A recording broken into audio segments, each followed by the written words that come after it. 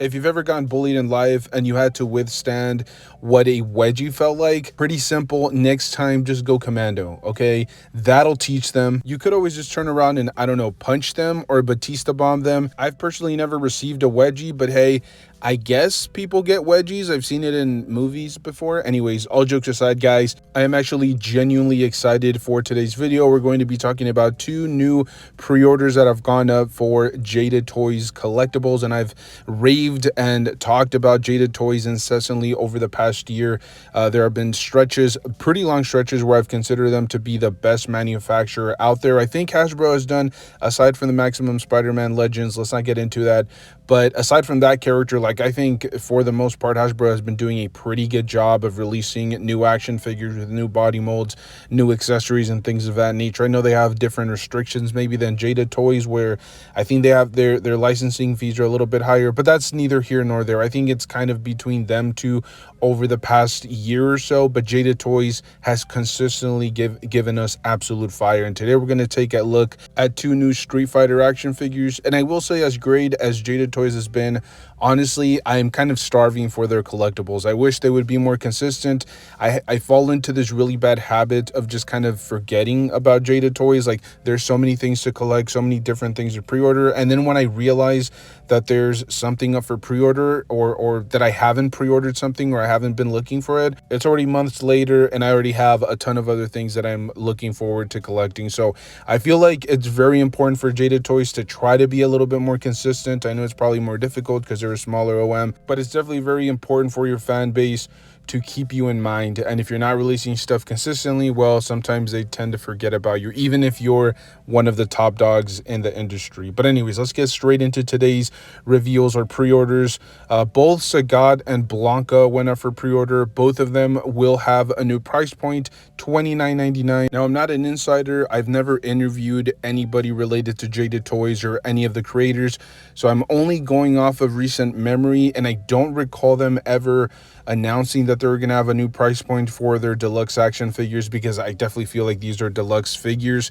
They're definitely bigger. I do remember seeing them at some of the conventions inside of like glass display cases, and in most cases they do appear to be like at least half an inch to an inch taller than most of the Street Fighter action figures around them. So I'm just going to assume that if, you know, the figures we've received so far are a little bit taller than 1/12, maybe they're like a little like 6.5 inches, I'm going to assume that most of these figures are well over 7 inches, or both of these figures are.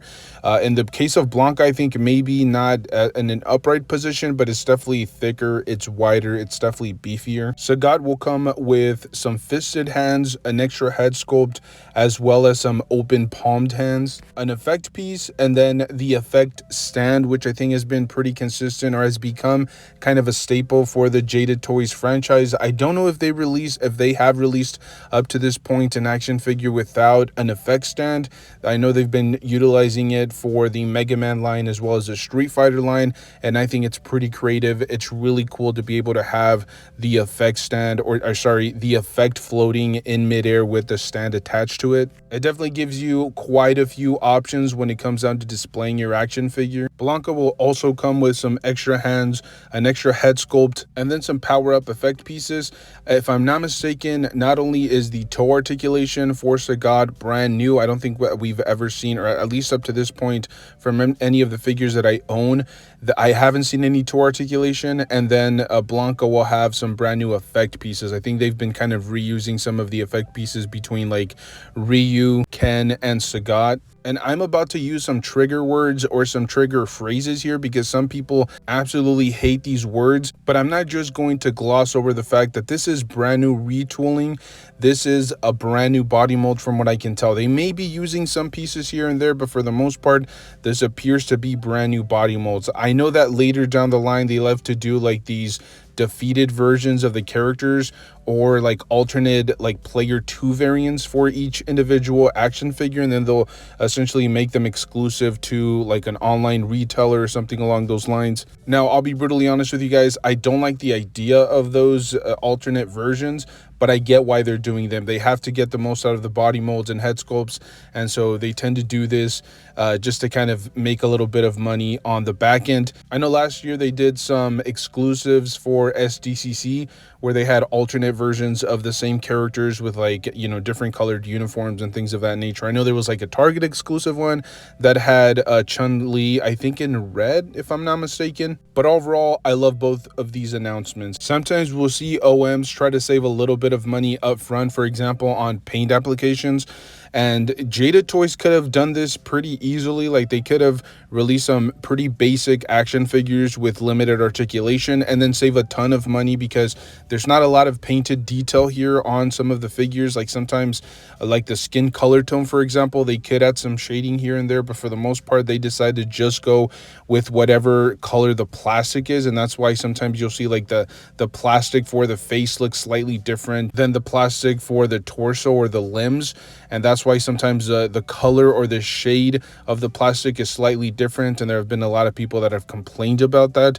But the fact that they save a little bit of money on that, like they're not going to give you any paint on some of like the robes or the limbs or the actual torso, but then they give you something on the back end. They give you great articulation. Like, the deluxe figures didn't need to have this much articulation. They have, for example, Sagat has a toe articulation. He's going to have everything that the other figures apparently have, like great ankle articulation. He's going to have double knee articulation as well as elbow articulation. Same thing with Blanca. It's probably just going to be light green plastic. There's not going to be any shading, any extra paint on it, but you're going to get your money's worth or the value with the type of articulation for these figures. I will say I don't love that mid-torso articulation. I think they could have done kind of similar to what the Marvel Legends line does, where they do the hinge as well as that rotating ball joint. It kind of helps out some of the figures get into some like really dynamic poses. But I will say, and by the way, just in case you guys are wondering where I'm getting these images off of, I'm actually using the Big Bad Toy Store pictures that they have for their listings. If you guys are interested, you guys can definitely check it out.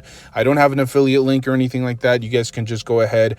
I'll still probably post a link in the description or something, but they have some great images to really showcase how well articulated these figures are, how well they can pose, even though they're supposed to be quote unquote deluxe action figures at that new price point. And I have to say, another big major props to Jada for keeping the deluxe price point still relevant, right? Like, there are times when, like, for example, Hasbro or the McFarlane line, when they do deluxe action figures, they'll usually mark them up by quite a bit. You know, your regular Marvel Legends action figure right now will be $25. Sometimes their deluxe releases can be anywhere from like $45 to upwards of $60, depending on how big the figure is. But even their like lower end deluxe action figures, they're still about $10 more than their regular release. And I think Jada Toys could have done this. They could have done the regular line at $25 and then the deluxe at $35, but they still kept it at a very manageable price point, which, as I said, Hasbro has a really bad tendency of doing the opposite. Usually $25 for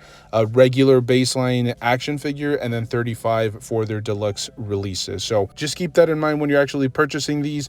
These are absolutely phenomenal figures. There's no reason to believe that Jada Toys is going to let off the gas here. They've been releasing absolute banger after absolute banger, and the real question now is which character is up next. I mentioned this before and I'll kind of reiterate it. They're definitely a company that is very slow with their reveals, with their pre-order windows. It takes them a while from figure to figure, which is very interesting. I'm not sure, as I said, I don't really have a lot of information on the manufacturer, but I'm assuming they're just extremely small and it takes them a while to recoup their funds and be able to go back into production. Instead of releasing their entire inventory, they usually trickle out releases here and there, which is one of the big main reasons why you see a lot of their offerings essentially like have an open window pre-order, and that's because they're not able to fulfill a lot of their orders on a consistent basis. Hopefully they grow and evolve and get bigger licenses, because I'm very desperate to actually see them reach their full potential. But as always, this is just my personal opinion, my personal take. Are you guys interested in this line? What's your favorite figure from them thus far? Did you guys pre-order these figures? Are you gonna wait for a later date? Let me know down below in the comment section. Thank you guys so much for tuning in. As always, we do upload pretty consistently, about 4 to 5 times on a weekly basis. If you guys enjoy collectible ranting or collectible nonsense, make sure to stay tuned, because we do this pretty consistently. Thank you guys for tuning in. Stay safe out there, and as always, make sure to enjoy the hobby. That's the most important part of all this. If you're not enjoying it, you're just not doing it right. Stay safe, and I'll see you guys in the next one.